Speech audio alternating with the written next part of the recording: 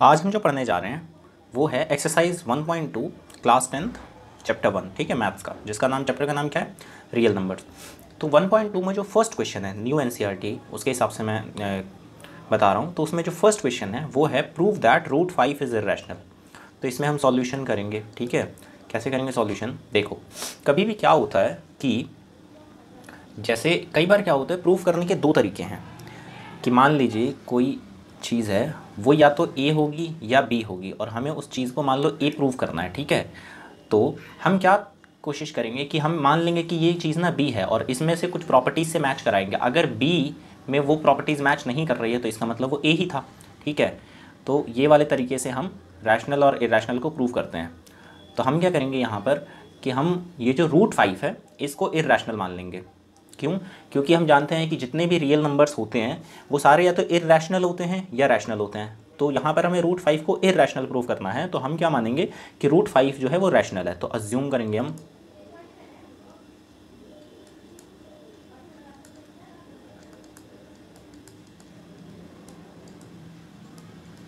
हमने मान लिया कि रूट 5 रैशनल है। अगर रूट 5 रैशनल है तो इसका मतलब ये हुआ कि इसे हम p बाई क्यू के फॉर्म में, ये रफ है, ठीक है, इसे हम p बाई क्यू के फॉर्म में लिख पाएंगे। तो p बाई क्यू के फॉर्म में हम ना बोल के हम बोल रहे हैं कि हम r बाय एस लिखते हैं, ठीक है। तो इसका मतलब क्या हुआ, दिस इम्प्लाइज कि रूट 5 जो है उसे हम r बाय एस के फॉर्म में लिख पा रहे हैं। और जो r और s है दे हैव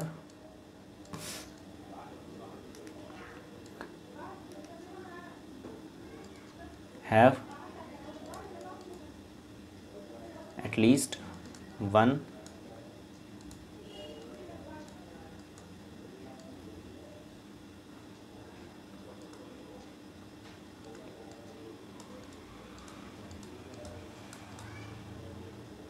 ठीक है। एक के अलावा इनका कोई और भी फैक्टर है। जैसे मान लो कि 5/10 है, ठीक है। तो 5/10 में 5 के क्या फैक्टर्स होते हैं, 1 और 5, और 10 के क्या होते हैं, 1 होता है, फिर 2 होता है, फिर 5 होता है, फिर 10 होता है। तो इसका मतलब 1 तो फैक्टर है ही, लेकिन 5 भी एक कॉमन फैक्टर है 5 और 10 में। इसी तरह से यहाँ पर r और s जो है इसमें 1 के अलावा एक और कॉमन फैक्टर है।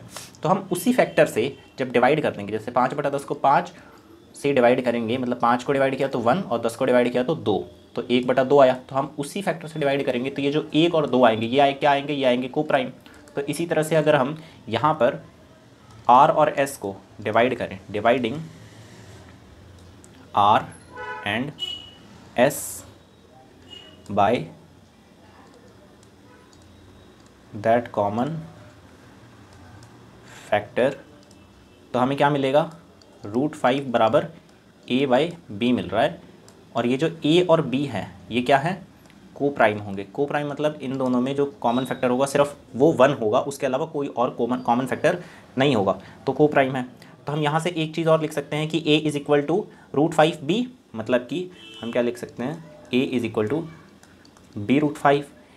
अब हम इक्वेशन की दोनों साइड पे स्क्वायर भी लगा सकते हैं, तो हमने यहाँ पे स्क्वायर लगा दिया, दोनों साइड पे स्क्वायर। तो क्या बना ये, a square is equal to, इस b का स्क्वायर करेंगे तो b स्क्वायर, और रूट 5 का स्क्वायर करेंगे तो 5। नाउ इसका मतलब क्या हुआ, देखो ध्यान से, कि b स्क्वायर से हम 5 को मल्टीप्लाई करते हैं तो a स्क्वायर आता है। इसका मतलब यह है कि a स्क्वायर को ये जो 5 है वो डिवाइड कर रहा है। This implies 5 divides a square. इसका एक और मतलब हुआ कि जैसे 5 है वो प्राइम नंबर है, तो कोई भी जो प्राइम नंबर होता है अगर वो a स्क्वायर को डिवाइड कर पा रहा है तो वो a को भी डिवाइड करेगा, ठीक है। बट ये प्रॉपर्टी सिर्फ प्राइम नंबर्स के लिए लागू होती है। जैसे कि मान लीजिए कि 9 का स्क्वायर क्या होता है, 9 का स्क्वायर होता है मान लो 81। तो अगर 81 3 को डिवाइड कर पाएगा, मतलब 3 से डिवाइड हो जाएगा, तो 9 जो है वो भी 3 से डिवाइड हो जाएगा, मतलब 3 81 को डिवाइड कर पाएगा तो 9 को भी कर पाएगा। क्यों? क्योंकि जो 3 है वो एक प्राइम नंबर है। लेकिन एक हम दूसरा करते हैं, मान लो 4 के स्क्वायर पे करते हैं, 4 square is equal to 16। Now 16 is divisible by 8। See 16 is divisible by 8 but 4 is not divisible by 8। क्यों? क्योंकि 8 एक प्राइम नंबर नहीं है। तो प्राइम नंबर के साथ ये चीज़ लागू होती है कि a स्क्वायर को डिवाइड करेगा तो a को भी डिवाइड कर सकता है। तो 5 divides a square, this implies 5 will also divide a, ठीक है। दिस इम्प्लाइज कि हम ऐसा कुछ लिख सकते हैं कि जो a है बराबर है 5c, मतलब कि अगर a को डिवाइड कर पा रहा है तो कोई c को इंटीजर होगा, उससे हम 5 को मल्टीप्लाई करेंगे तो a मिल जाएगा हमें।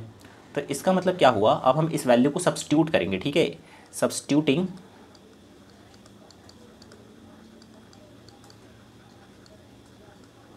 वैल्यू ऑफ ए इन, किसमें सब्स्टिट्यूट करेंगे, इस इक्वेशन में। इस इक्वेशन को हम 1 मान लेते हैं, इन 1। तो फिर क्या होगा, ए स्क्वायर करना है, मतलब कि 5c का square is equal to 5b square. 5c का स्क्वायर कितना होगा, 25c square is equal to 5b square. ठीक है, अब अगर हम इसको कट करें तो कितना आएगा, ये आ जाएगा हमारा 5 5 जा 5 और 5 1 जा 5। तो ये कितना हो गया,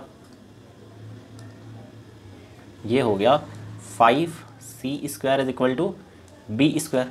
अब देखो क्या पता चला हमें कि 5 को हम c स्क्वायर से मल्टीप्लाई करेंगे तो b स्क्वायर आ जाएगा। दिस इम्प्लाइज कि 5 डिवाइड्स b स्क्वायर।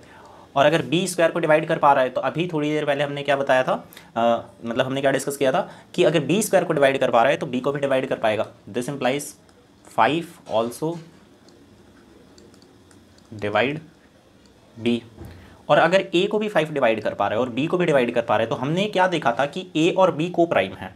ठीक है, यहाँ से हमारी बात शुरू हुई थी कि ये दोनों को प्राइम है। को प्राइम का मतलब कि फैक्टर सिर्फ 1 होगा, उसके अलावा कोई और फैक्टर नहीं होगा कॉमन। लेकिन यहाँ पे हम क्या देख रहे हैं कि 5 जो है वो a और b दोनों का कॉमन फैक्टर है। दिस इम्प्लाइज कि 5 is a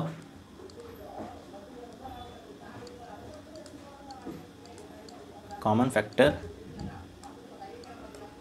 of a and b both.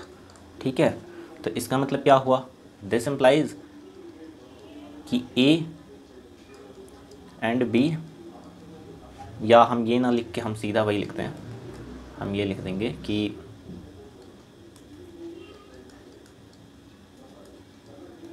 It contradicts the fact. ये कौन सी बात को कॉन्ट्राडिक्ट कर रहा है, इट कॉन्ट्राडिक्ट्स